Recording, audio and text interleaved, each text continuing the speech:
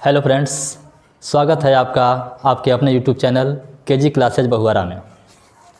Friends, मैं मोहम्मद शाहनवाज अंसारी उम्मीद करता हूं कि आप सभी लोग स्वस्थ होंगे, मस्त होंगे और अपनी पढ़ाई में व्यस्त होंगे। आप अपनी तैयारी को एक नई उड़ान, नई ऊंचाई और नई गति दे रहे होंगे। फ्रेंड्स, मैं आपके सामने पॉलिटी का एक जानदार, शानदार और बेहतरीन क्लास लेकर के उपस्थित हुआ हूं। आशा नहीं पूरी विश्वास है कि आप सभी लोगों का इस वीडियो को भरपूर सहयोग और प्यार दुलार मिलेगा। फ्रेंड्स, आप यदि चैनल पे नए होंगे तो चैनल को सब्सक्राइब कर देंगे और घंटी वाला निशान अवश्य दबा देंगे।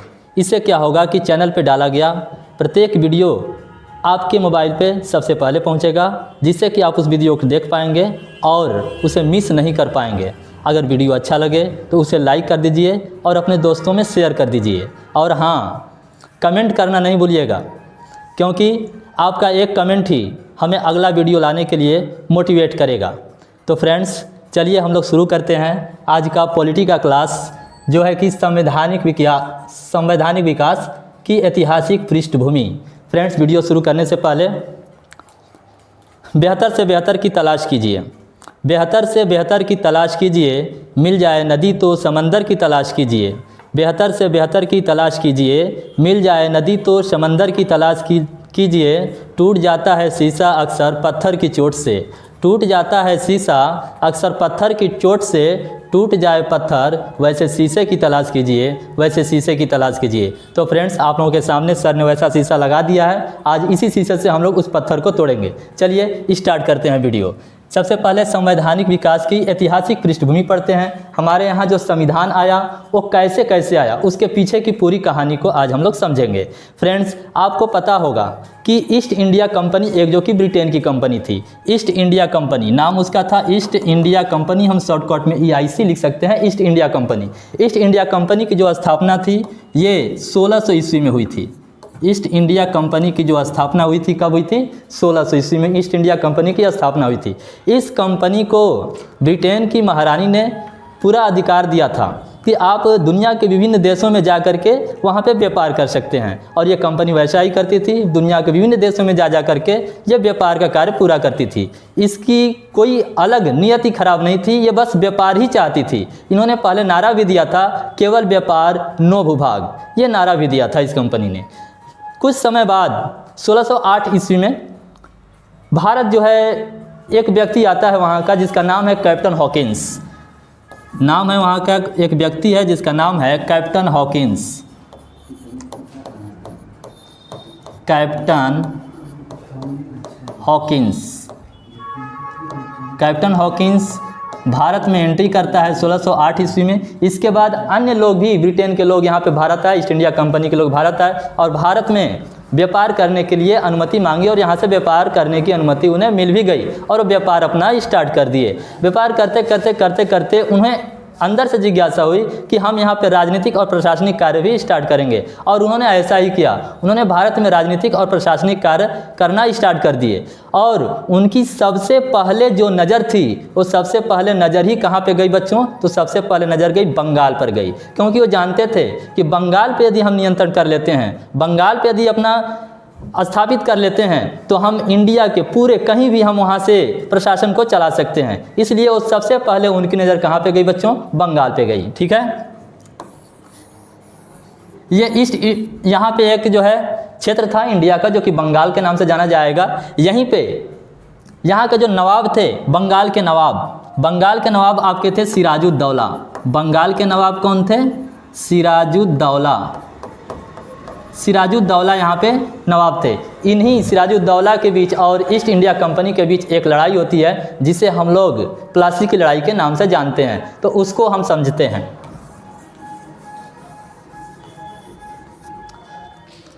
देखिए, यहाँ पे हम लिख देते हैं प्लासी की लड़ाई। प्लासी की लड़ाई, प्लासी की लड़ाई। प्लासी की लड़ाई कब होती है? प्लासी की लड़ाई 23 जून 1757 को प्लासी की लड़ाई स्टार्ट हो जाती है। इसको आप ऐसे याद कर सकते हैं, 2 गुणा 3 बराबर 6, 2 23, इसको 23 बोल देंगे, 6 का मतलब जून हो गया। 23 जून 1757 ईस्वी को प्लासी की लड़ाई जो है भारत में स्टार्ट हो जाती है। किसके किसके बीच में ये लड़ाई स्टार्ट होती है? तो ये बंगाल के नवाब थे, बंगाल के नवाब, बंगाल के नवाब वर्सेज बंगाल के नवाब, और एक तरफ थे ब्रिटिश ईस्ट इंडिया कंपनी, यहाँ पे लिख देते हैं ईस्ट इंडिया कंपनी। जो बंगाल के नवाब थे उनका नाम था सिराजुद्दौला, बंगाल के जो नवाब थे उनका नाम था सिराजुद्दौला, और ईस्ट इंडिया कंपनी का जो गवर्नर था उस टाइम वो था Robert Clive, Robert Clive. Bengal का जो नवाब था सिराजुद्दौला था, और ईस्ट इंडिया कंपनी का जो गवर्नर हुआ करता था, गवर्नर यहाँ लिख देते हैं गवर्नर, जो ईस्ट इंडिया कंपनी का गवर्नर था रॉबर्ट क्लाइव था। इसके बीच में युद्ध हो जाता है, उस युद्ध का क्या नाम है? प्लासी की लड़ाई, जो कि बंगाल में पड़ता है। बंगाल में भागीरथी के किनारे नदिया जिला में ये जो है लड़ाई हुई थी, ठीक है। तो यहाँ पे रॉबर्ट क्लाइव जो है विजय हो जाता है, यानी ईस्ट इंडिया कंपनी की क्या हो जाती है? विजय हो जाती है। ईस्ट इंडिया कंपनी इस युद्ध में जीत जाती है। और इसी युद्ध के बाद जो अंग्रेज़ थे भारत में प्रशासन चलाने के लिए अपनी नींव जमा लिए, यहीं पे जो अंग्रेज़ थे अपनी जड़ें जमा लिए, और यहीं से जो है उनकी पहली जो जड़ थी यहाँ से स्टार्ट हुई, जो कि भारत में वो लोग जो है प्रशासनिक अधिकार और राजनीतिक अधिकार स्टार्ट किए। परंतु उन्हें वैधानिक अधिकार अभी नहीं प्राप्त हुए थे, उन्हें कानूनी रूप से ये अधिकार इंडिया के लोगों की तरफ से नहीं मिले। इसके बाद एक और लड़ाई की हम लोग बात करते हैं जिसका नाम है बक्सर का युद्ध। बक्सर के युद्ध की बात करते हैं। बक्सर का युद्ध,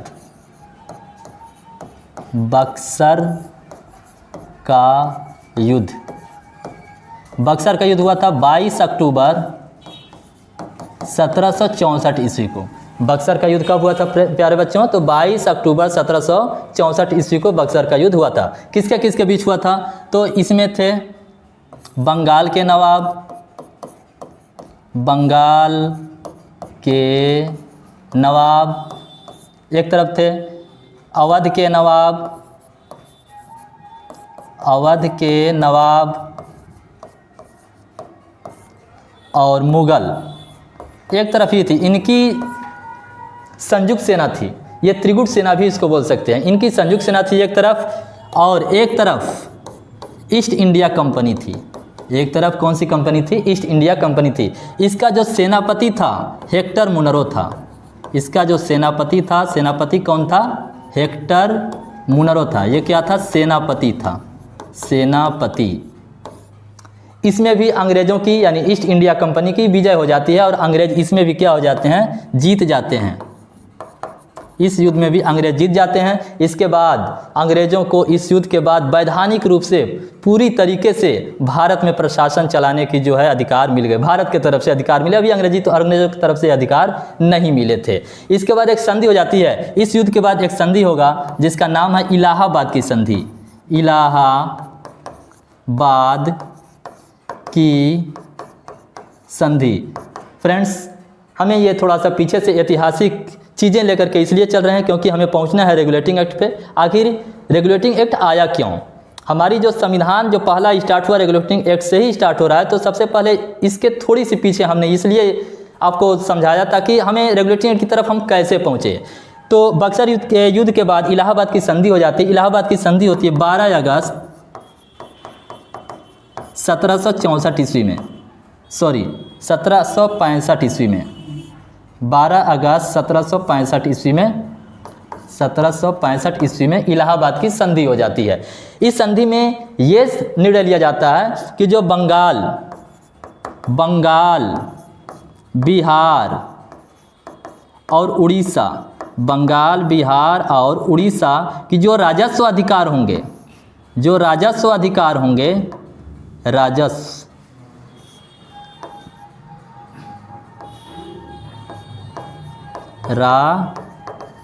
अधिकार, जो राजस्व अधिकार होगा वो किसके हाथों में रहेगा? कंपनी के हाथों, कंपनी के हाथों रहेगा।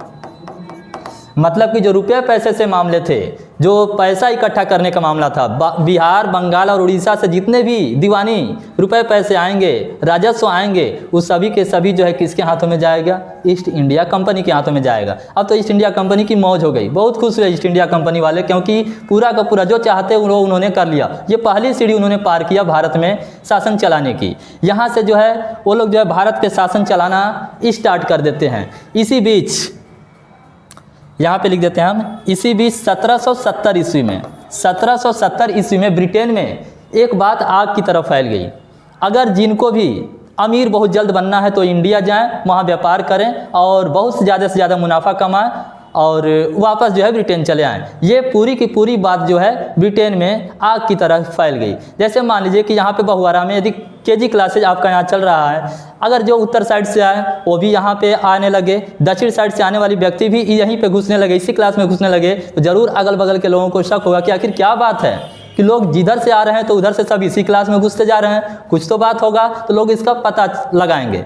जस्ट लाइक जो अंग्रेज़ थे वहाँ से इंग्लैंड से जो आते थे और यहाँ पे व्यापार करते थे, वहाँ जा कर के अमीर हो जाते थे। ब्रिटेन की संसद में ये बात हवा की तरफ फैली, आखिर क्या बात है कि लोग इंडिया जा रहे हैं, वहाँ पे क्या कर रहे हैं, कौन से ऐसा व्यापार कर रहे हैं जो कि बहुत जल्द यहाँ आकर के अमीर हो जा रहे हैं। इसका बात जो है पता लगा, कुछ तो गड़बड़ होगा ऐसा इंडिया में, कुछ तो ऐसा गड़बड़ कर रहे हैं। इसी चीज़ को लेकर के कंपनी ने संसद ने ईस्ट इंडिया कंपनी पे नियंत्रण रखने के लिए एक अधिनियम लाया, जिसको बोला जाता है 1773 ईस्वी का रेगुलेटिंग एक्ट। उस एक्ट का नाम है 1773 ईस्वी का रेगुलेटिंग एक्ट। इसी 1773 ईस्वी का रेगुलेटिंग एक्ट,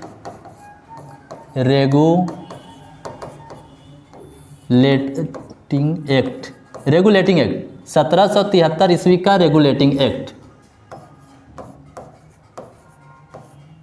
1773 ईस्वी का रेगुलेटिंग एक्ट। ये क्यों आया था? तो आप समझ गए होंगे कि ये रेगुलेटिंग एक्ट भारत में लाने की आवश्यकता क्यों पड़ी। ये ब्रिटेन वाले, जो ब्रिटेन की संसद थी, ये रेगुलेटिंग एक्ट को भारत में क्यों लाया?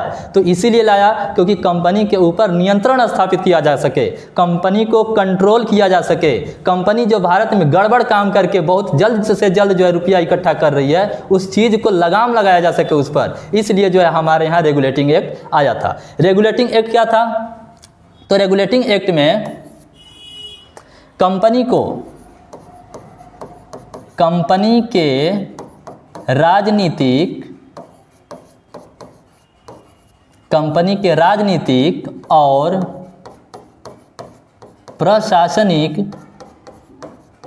राजनीतिक और प्रशासनिक कार्यों को मान्यता दी गई। कंपनी के राजनीतिक और प्रशासनिक कार्यों को मान्यता दी गई। ठीक है, मतलब कि पहले तो ईस्ट इंडिया कंपनी को बस ये अधिकार था कि तुम जाकर के व्यापार कर सकते हो, तुम राजनीतिक और प्रशासनिक कार्य नहीं करना है तुम्हें। लेकिन अब 1773 ईस्वी के रेगुलेटिंग एक्ट के तहत उनको ये भी अधिकार प्राप्त हो गया कि तुम वहाँ पे जा कर के राजनीतिक और प्रशासनिक अधिकार भी प्रशासन भी चला सकते हो। लेकिन ऐसा नहीं कि फ्री में चला सकते हो, स्वतंत्र रूप से चला सकते हो, ऐसा बिल्कुल नहीं था।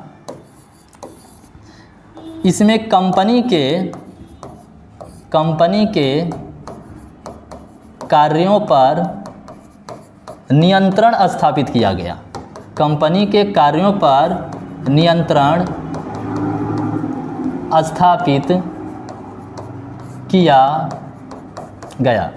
नियंत्रण, उस पर कंट्रोलिंग में रह करके काम करना है, एक नियंत्रण में रह करके काम करना है, एक दायरे में रह करके काम करना है। इस तरह से कंपनी के कार्यों पे जो है नियंत्रण स्थापित किया गया।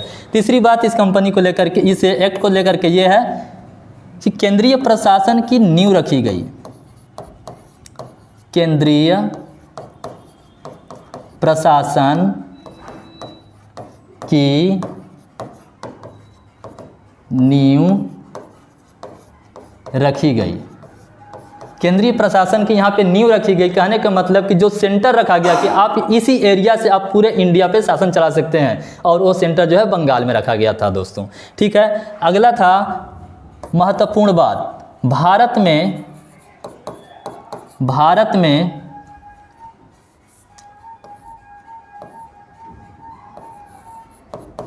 भारत में आया हुआ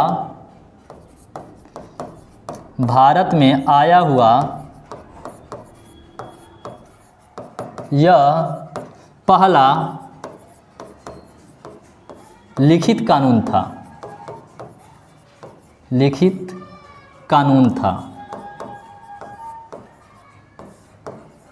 भारत में आया हुआ यह पहला लिखित कानून था। इसके पहले कोई लिखित कानून इंडिया में नहीं आया था। जो अंग्रेज थे, जो ब्रिटिश ईस्ट इंडिया कंपनी थी, वो शासन जो है मौखिक रूप से ही चला रही थी, जैसे मर्जी वैसे चला रही थी। लेकिन ब्रिटेन की संसद ने यहाँ से उसको लिख करके दिया कि आप ऐसे ऐसे चला सकते हैं। किसके माध्यम से? तो 1773 ईस्वी के रेगुलेटिंग एक्ट के माध्यम से। चलिए अब इसमें क्या क्या प्रावधान थे ये भी देख लेते हैं। क्या क्या प्रावधान था इसमें? इसमें क्या क्या प्रावधान थे? तो यहाँ पे साइड से थोड़ा सा हम बता देते हैं आप लोगों को। देखिए, एक तरफ था बंगाल के गवर्नर,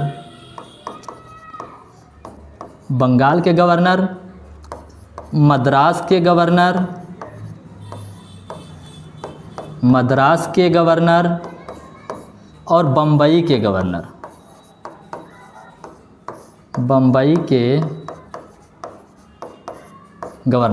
मद्रास के गवर्नर, बंगाल के गवर्नर और बम्बई के गवर्नर, 3 एरिया के गवर्नर हुआ करते थे। इन गवर्नर में जो बंगाल का गवर्नर था, यहाँ पे लिखते हैं, बंगाल का गवर्नर जनरल था। बंगाल के गवर्नर को गवर्नर जनरल बना दिया गया।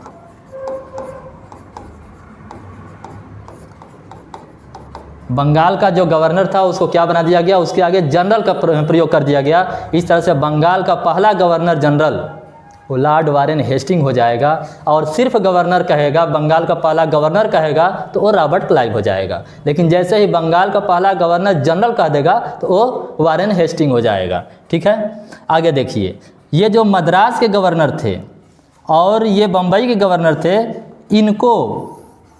इनको बंगाल के गवर्नर के अधीन कर दिया।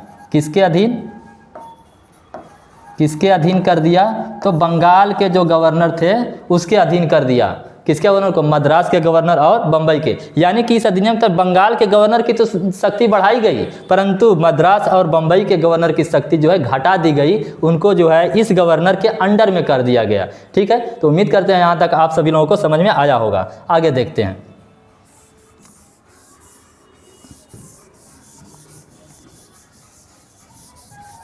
देखिए आगे, तो यहाँ पे हम लिख सकते हैं जो चीज़ पढ़े आप लोग अभी, बंगाल के गवर्नर को बंगाल का गवर्नर जनरल बना दिया गया।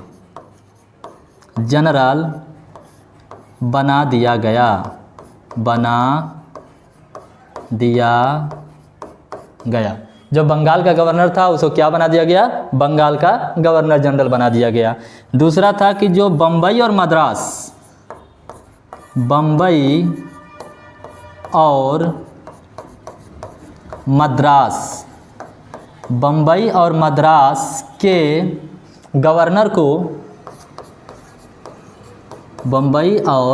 के गवर्नर को किसके अधीन कर दिया गया? बहुत होशियार बच्चे हैं आप लोग, सभी लोगों को पता होगा, अभी सुने हैं। तो बताइए किसके अधीन कर दिया गया? तो बंगाल के गवर्नर के अधीन कर दिया गया। मद्रास के गवर्नर को बंगाल के गवर्नर के अधीन कर दिया गया।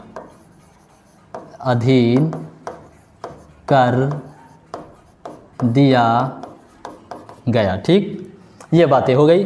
अगला प्रावधान, जो बंगाल के गवर्नर जनरल थे उनकी सहायता करने के लिए, उनके कार्यों को संचालित करने के लिए 4 सदस्यीय एक परिषद का गठन किया गया। एक परिषद का गठन वैसा किया गया और उसमें 4 सदस्यों का गठन किया गया ताकि वो बंगाल के गवर्नर जनरल जो थे उनके कार्यों में सहायता कर सकें। तो तीसरा प्रावधान इसमें था, बंगाल के गवर्नर जनरल की सहायता करने के लिए, बंगाल के गवर्नर जनरल की सहायता करने के लिए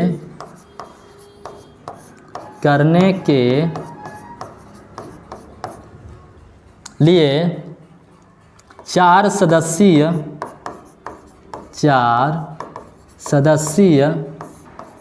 एक परिषद का गठन किया गया।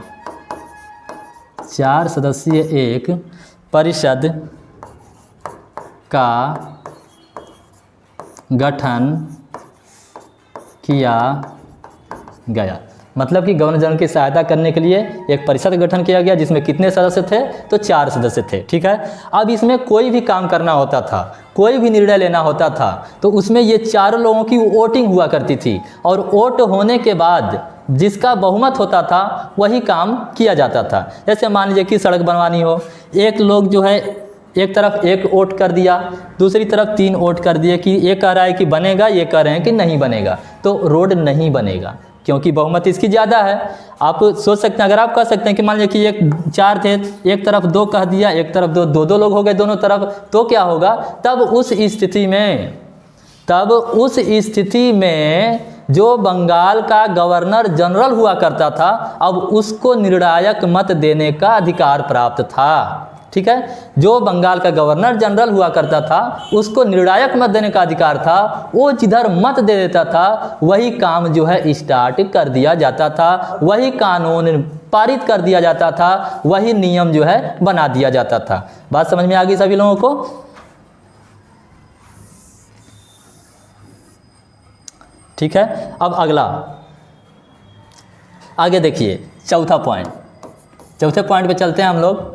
तो बंगाल में कलकत्ता में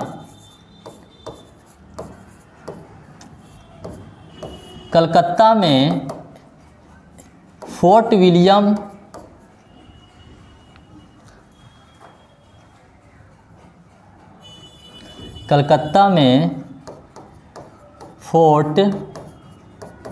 विलियम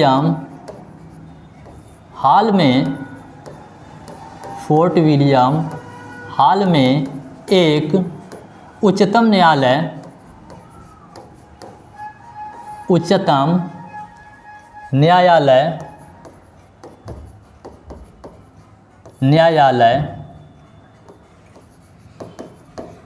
की स्थापना 1774 ईस्वी में की गई।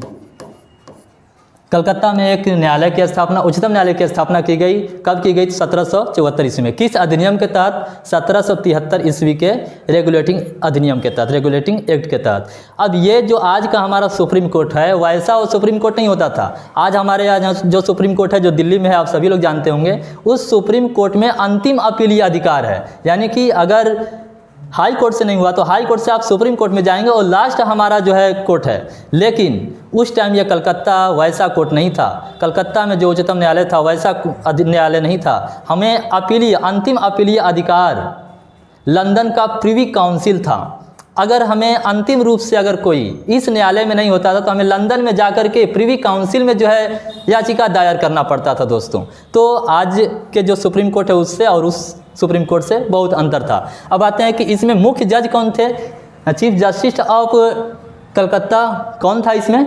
तो एलिजा इम्पे थे मुख्य न्यायाधीश।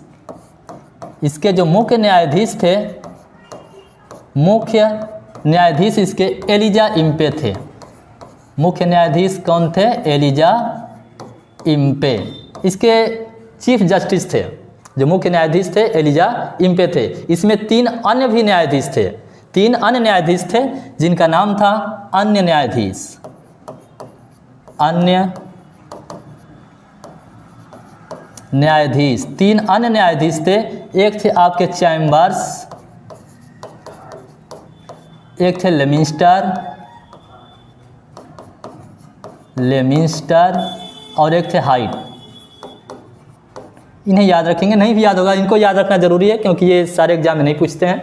ये बड़े बड़े लेवल के एग्जाम होगा तो पूछ देगा। तो ये अन्य न्यायाधीश थे, चैम्बर्स, लेमिस्टर और हाइट, और जो मुख्य न्यायाधीश था कौन था, एलिजा इम्पे। इस सुप्रीम कोर्ट में हमें अंतिम जो है अपीलीय अधिकार नहीं था। अपीलीय अधिकार कहाँ था, तो लंदन के प्रिवी काउंसिल में अंतिम अपीलीय अधिकार था। चलिए अगले प्रावधान पे चलते हैं। अगला प्रावधान हमारा पाँचवां प्रावधान ये कहता है कि जो कंपनी के कर्मचारी होंगे, कंपनी के कर्मचारियों को कंपनी का ही प्रोडक्ट बना हुआ बेचना होगा, कंपनी का ही व्यापार करना होगा, कोई निजी व्यापार अपना नहीं करना होगा, कोई अपना निजी व्यापार नहीं करेगा। हाँ, और इसमें यह भी प्रावधान था कि अगर कंपनी में जितने भी कर्मचारी हैं वो भारतीयों से कोई न तो उपहार लेंगे और न ही कोई रिश्वत लेंगे, क्योंकि उन्हें डर था कहीं ये भारतीयों से उपहार या रिश्वत लेने में कहीं भारतीयों से मिल गए तो हमें कंपनी के लिए बहुत बड़ा घातक सिद्ध हो सकता है। इसलिए ये सारे नियम जो है इसमें लगा दिया गया था। इसमें बहुत सारे नियम लगाए गए थे जिसमें कुछ महत्वपूर्ण जो प्रावधान थे उसे हम जो है आप लोगों के सामने रख रहे हैं। आशा है कि आप इसको देख करके बहुत ही लाभान्वित होंगे। तो इसमें यह था कि जो कंपनी के जो कर्मचारी होंगे, जो कंपनी के कर्मचारी होंगे, वे कंपनी के जो कर्मचारी होंगे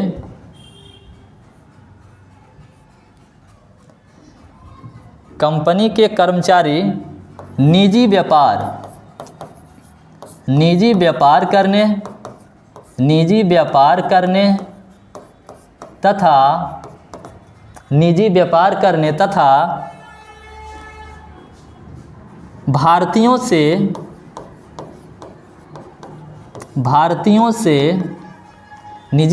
करने तथा भारतीयों से कोई भी उपहार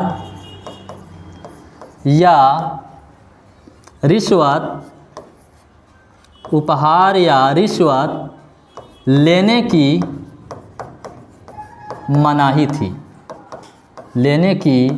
मनाही थी। यानी कि कोई भी ना तो आप रिश्वत ले सकते हैं, कंपनी के कर्मचारियों के ऊपर ऐसा प्रतिबंध लगा हुआ था कि आप निजी व्यापार भी नहीं कर सकते, कोई भी व्यापार करना होगा कंपनी का ही व्यापार करना होगा, उसी का प्रोडक्ट बेचना होगा, आप खुद का प्रोडक्ट नहीं बेचेंगे, और भारतीय लोगों से आप कोई उपहार नहीं लेंगे, कोई उनसे रिश्वत नहीं लेंगे, उनसे बिल्कुल दूरी बना के रखना है, बस व्यापार से मतलब है और कोई भारतीयों से मतलब नहीं रखना था। क्योंकि उन लोगों के दिल के अंदर अदक थी, ईस्ट इंडिया कंपनी के अंदर ये अदक था, कहीं अगर हमारे कर्मचारी अगर इंडिया वालों से मिल गए तो फिर हमारा तो समझ जाइए कल्याण ही कल्याण है।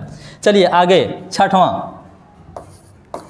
प्रावधान क्या है, अब इसको देखते हैं। ये हमारा लास्ट प्रावधान है। इसमें यह था कि एक बोर्ड ऑफ डायरेक्टर नामक संस्था का गठन किया गया।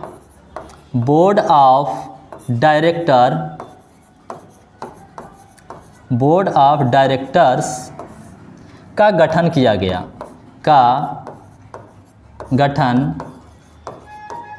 गया जिसमें 24 सदस्य थे। 24 सदस्य थे। इसमें अधिकतम 31 सदस्यों का प्रावधान था। 31 सदस्यों का